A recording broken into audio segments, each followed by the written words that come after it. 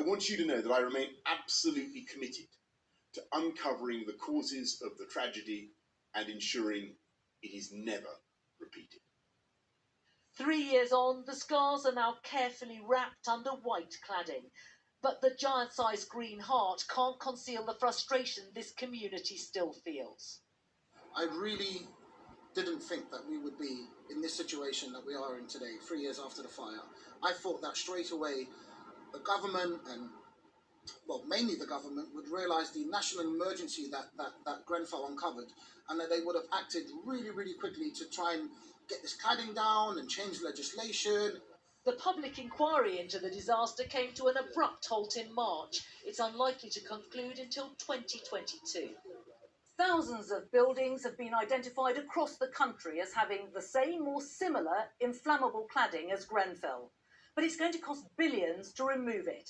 And 3 years on, it's estimated that 56,000 people could still be living in these dangerous buildings. A fire that started in a kitchen but turned into the capital's worst inferno since the Second World War touched the nation. Today, the lives it claimed were remembered, but many of the questions it raised remain unanswered. Juliet Bremner, ITV News. A 28-year-old man has been arrested after an image was shown of a man apparently urinating next to a memorial in London. Police say he was arrested on suspicion of outraging public decency after handing himself in. The memorial was dedicated to PC Keith Palmer, who was stabbed to death in the Westminster terror attack in 2017.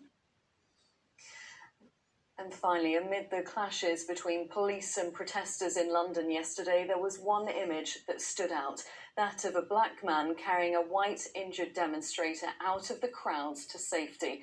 Patrick Hutchinson told our correspondent John Ray he didn't hesitate to help. Amid so many ugly images, so much hatred and so much division, there was one that offered hope. It's not black or white, we're a human race, you know. A black man carrying an injured white man to safety. You know, I didn't see colour. I just saw a human being on the floor, possibly coming to his end. Waterloo Station, where anti-racist campaigners confronted far-right protesters.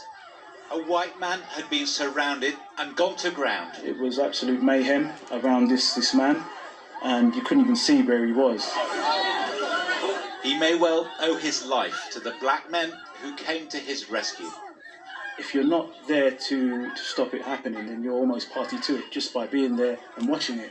You know, the George Floyd incident that happened in America, if those 3 other officers had done what we did and stopped the man that murdered him, things would be very different. Patrick is one of 5 friends, a company of bodyguards who worked together to watch over black activists and feared the consequence of bloodshed. I do feel proud that I saved 2 lives rather than 1 life, you know, because obviously if someone would have killed him, he would have been to prison, and that gentleman there would have died as well. So in that sense, I'm proud. Not heroes, they insist, just men who did the right thing. They say they've suffered racism in their own lives, so time now for the government to do the right thing to end discrimination. Let them pick us up over the shoulder and take us to safety. I have to believe that there'll be equality for all of us one day. I have children and I have grandchildren, and I have to believe that it will get better for them eventually. So for all the recriminations and soul searching this weekend, there is plenty of good to be found. John Ray, ITV News. And that's it for now. The news where you are follows the national weather. I'm back with the late news. That's at 10 o'clock. Until then, enjoy your evening. Bye-bye.